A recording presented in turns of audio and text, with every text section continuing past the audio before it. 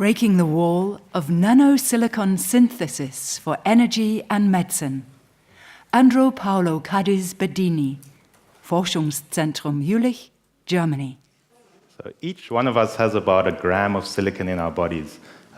Silicon in the form of nanoparticles is essentially found everywhere, from next generation LEDs to improving lithium-ion batteries. And because silicon is biodegradable, it can also be used as a drug carrier and fluorescent marker. A popular form of silicon used to make such particles are the silanes. But there's a big, ugly wall. Essentially, because the first two members are gaseous, existing methods rely on very expensive or complex equipment, using things like high vacuum, high-tech electronics, plasmas, and lasers.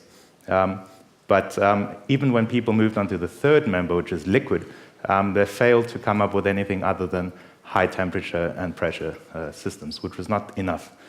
But I broke this wall, and I did it by being the very first to combine a liquid silane with ultrasound. Ultrasound generates bubbles, which eventually collapse, and I discovered just the right conditions that allow for particle production.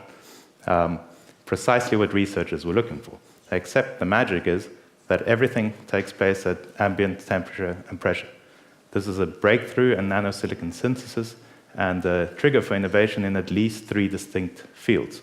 As a first application, I discovered that if you add some UV light, you get a very nice printable ink. I used it to make solar cells, but you can just as well use it to print or spray on other functional layers.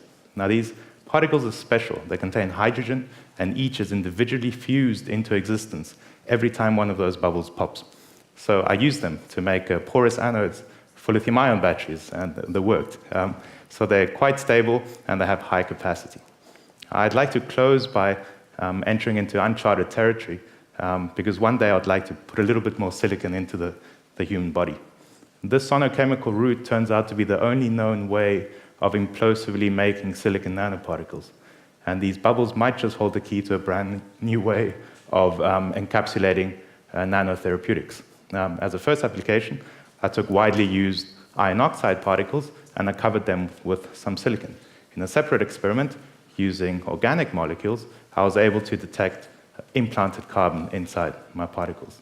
I want to leave you to imagine the importance and urgency of making the next step of embedding a chemotherapeutic agent. Thank you.